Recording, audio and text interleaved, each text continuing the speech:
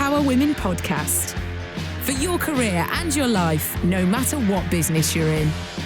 Hello and welcome to a brand new edition of the Northern Power Women podcast, live from the scorching heat of the Arizona desert. I'm Sam Walker. I'm a Northern Power Woman really though, aren't I, Simone? Roche MBE. Always, forever, ever a Northern Power Woman. And I have to say, I'm coming from the not so scorching Liverpool Northern Power Women Central today. It's drizzly as anything. We've had 2 days of rain. It's like going back in old times about talking about the weather.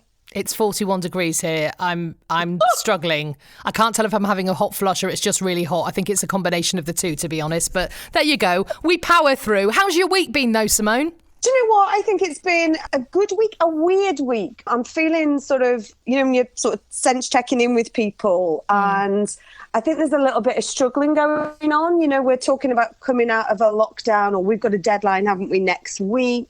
And I think there's a real dilemma. People want to see families, people want to get back to work, but we've got a long way to go, right, Sam? And, I think there's a real worry about rushing back into it. And equally, what is the it? What is the new norm? Yeah, you're right. How are you doing? Well, I wrote down some words this week earlier on in the week when I was anticipating our conversation. Here are the words that I wrote: burnout, slog, anger, drama.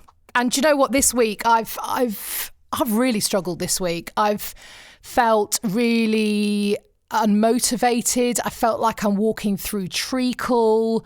I felt really angry at times about the whole situation. I felt frustrated.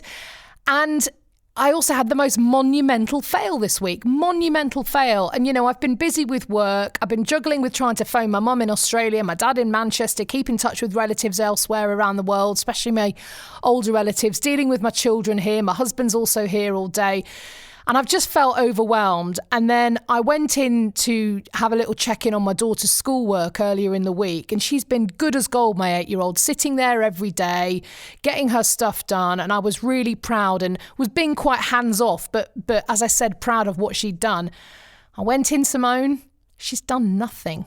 She's done nothing for 2 weeks. She must have been sitting in front of that computer, playing games, looking out the window. And I've gone in and said, have you done your maths? Yes, I've done it all. I found a special log that I can log into.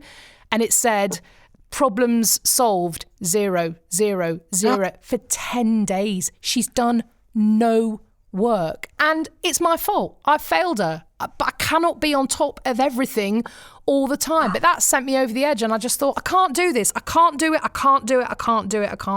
But yeah. Do you know what? We've talked about trying to reach bars before, haven't we? And I think we can't be doing it all. It's impossible. And it's like those words that you've written down, those words equate to when you go through grief, those words, because you go through everything. So you know what, like you said, she's 8 years old. There's no rule book for this, so do not beat yourself up. This is not the first conversation like this I've had this week. All different scales of so this is not a fail. This is all of us, including your 8-year-old, trying to deal with this in a different way. Now, she won this week because, as you know, this week I brought a snazzy new fancy-looking microphone, and you were trying to demonstrate it to me via WhatsApp. And she came in and quite ably demonstrated it in the form of video. So you know what? There's some winning there, and this is we're learning. We're all learning new, different types of skills. So you can't beat yourself up. And I think I've said this a few times this week to different people. You can't. It's 2 weeks. We've also just come out of that Easter period where we found ourselves either diving into chocolate or, having that break from this crazy homeschooling thing, and then not really sure what to do and in anticipation of going back. So we're all in this uncharted territory. So don't beat yourself up. Don't give yourself a hard time. We are all in this together, and that includes the small things. Yeah. And it includes, your parents, your elderly relatives that you're trying to get across the globe. We're all trying to do things for other people. So I absolutely prescribe some self-care for you, Madam Walker, because sometimes, we're not all there. There's no one's over the line with any of this. It's not your race. You're all in this together. And I'm giving you that virtual transatlantic hug right now. Thank you. I blooming needed it. I tell you, I just felt like it was like a physical weight on my shoulders. How's she dealing with it? What does she think about it? Is it just she's just not motivated?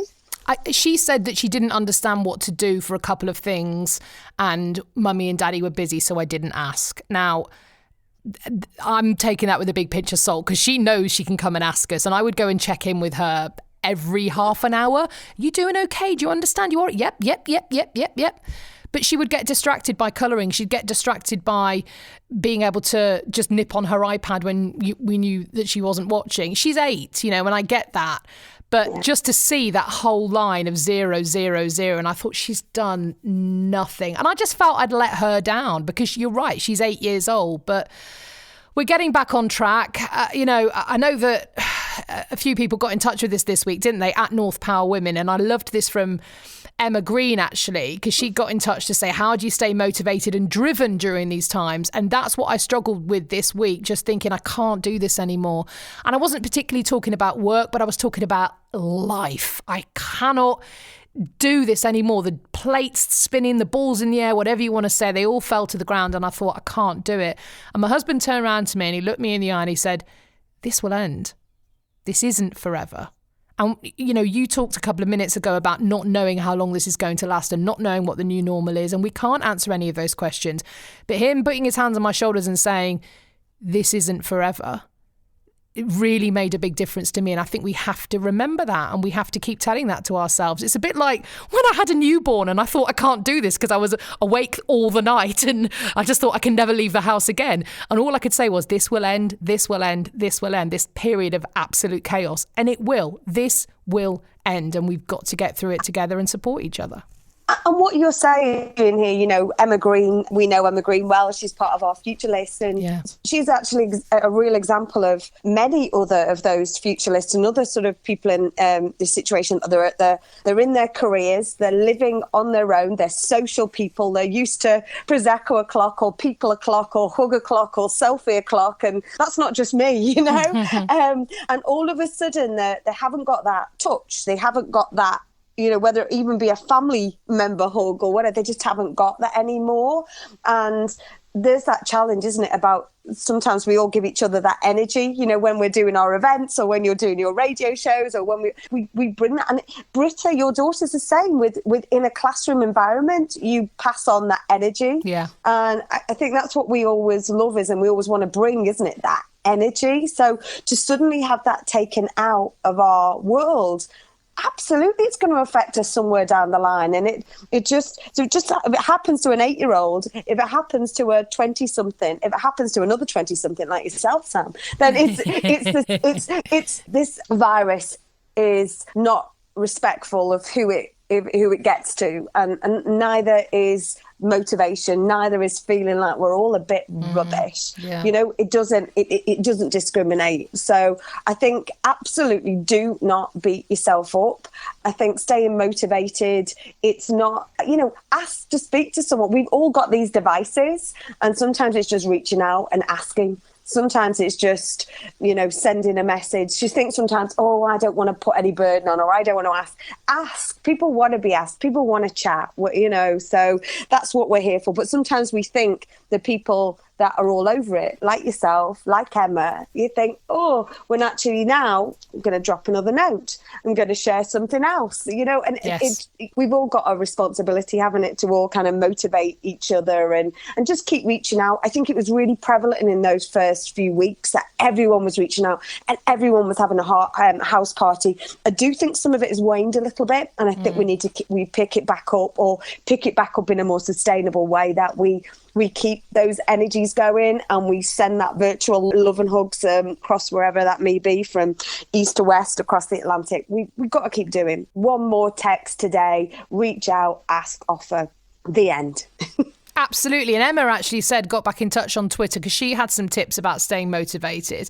She said, I'm lucky, I love my job. However, some days have been hard being a social person and living alone. Routine has been key. I've got one area I work in and I keep all the other areas work-free zones. That's such a good idea.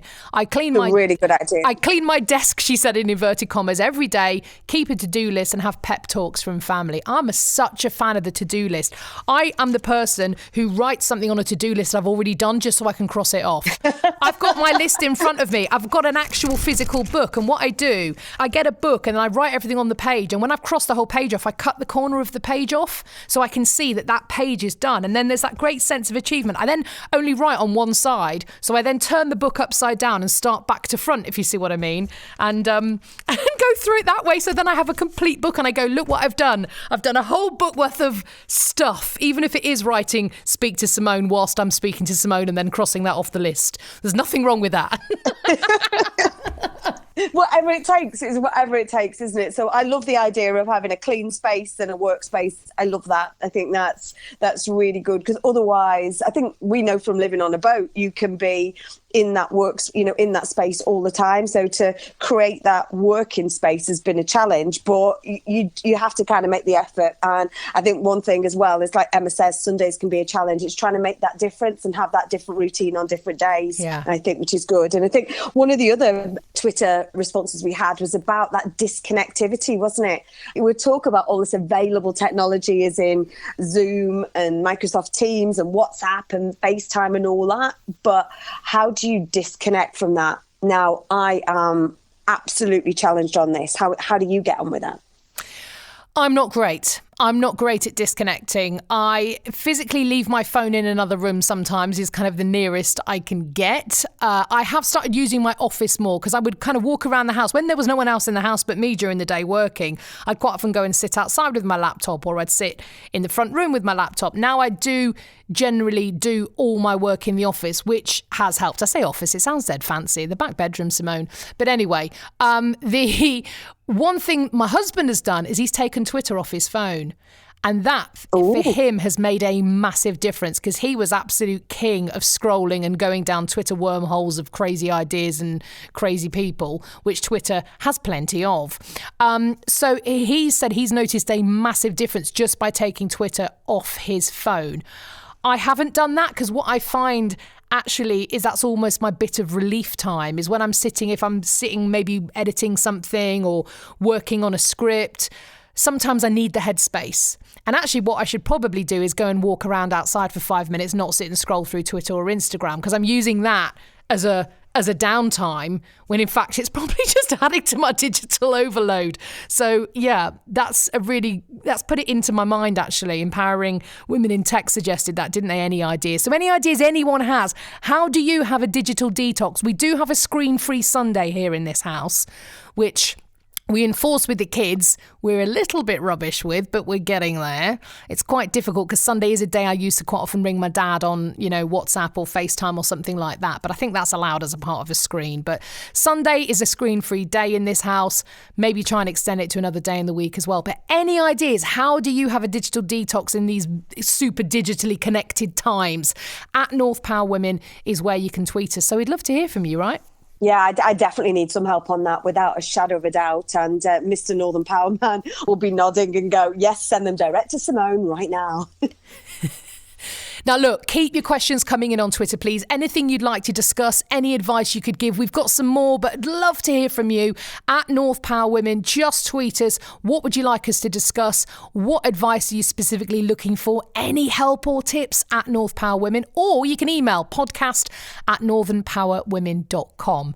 I'm dead excited now, Simone, because it's time for life lessons. Oh, we love the life lessons, don't we? I think, we have 12 questions. We ask people to pick 5, and then they come up with their life lessons. And this week, we've got the wonderful Alex Miles, who's from the West Yorkshire Learning Providers and is part of the Northern Skills Network. And she has got some phenomenal life lessons this week. Over to Alex.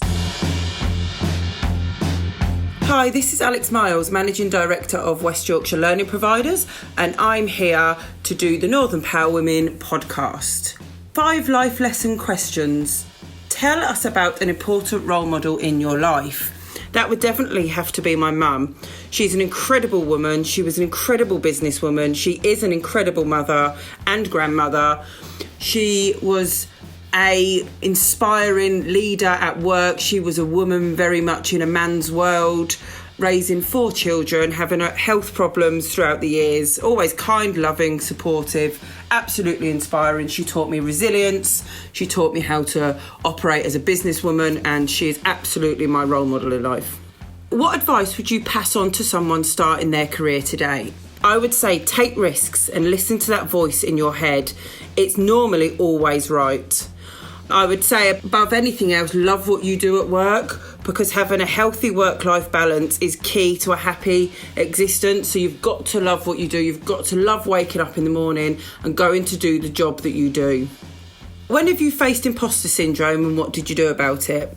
I recently started becoming a Ofsted inspector, and I think that first time I went out inspecting, I definitely had a sense of imposter syndrome. Surely this can't be right that I'm in this arena. But I told myself, you've been through months and months of training. I believed in myself. I gave myself a pep talk.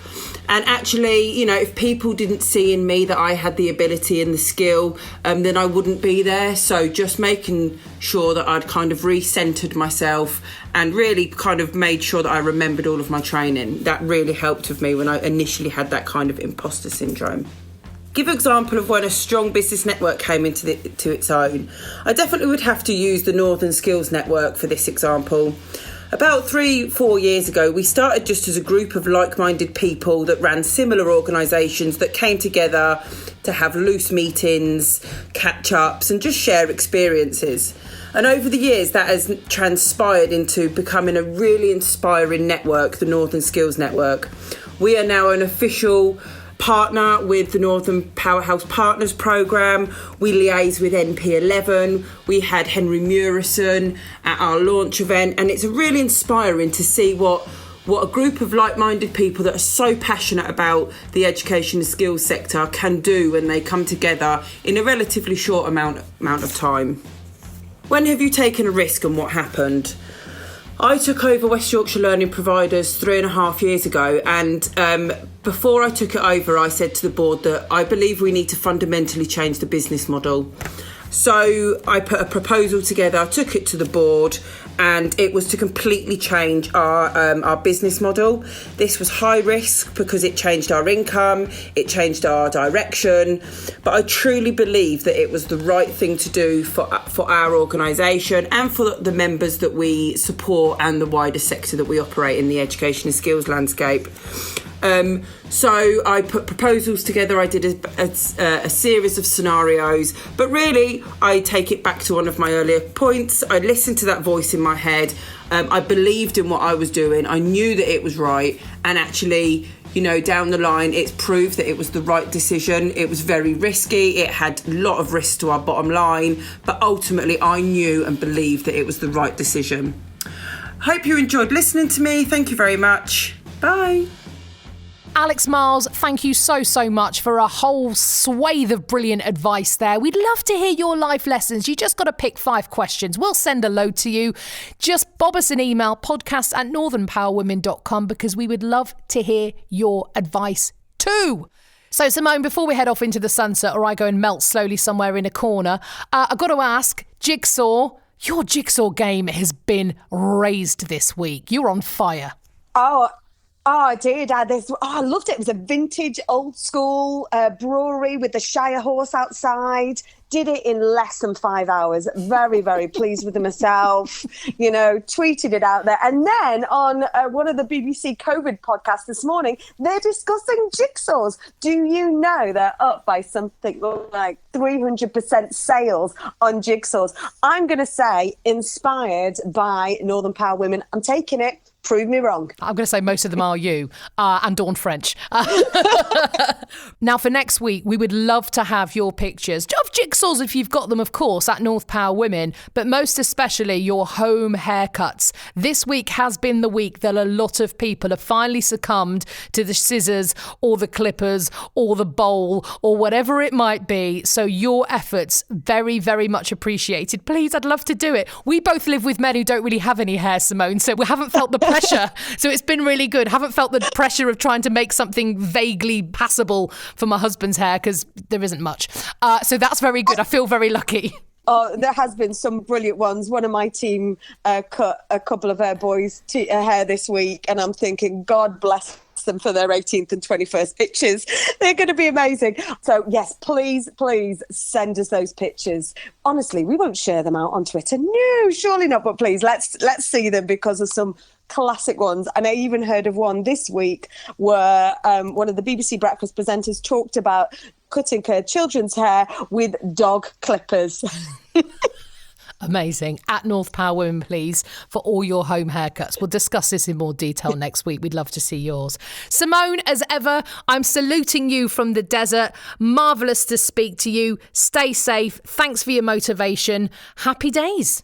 Well, goodbye. Thank you all for tuning in. And Sam, this has not been a week of failing. We've all got you. We're all wrapping our arms around you.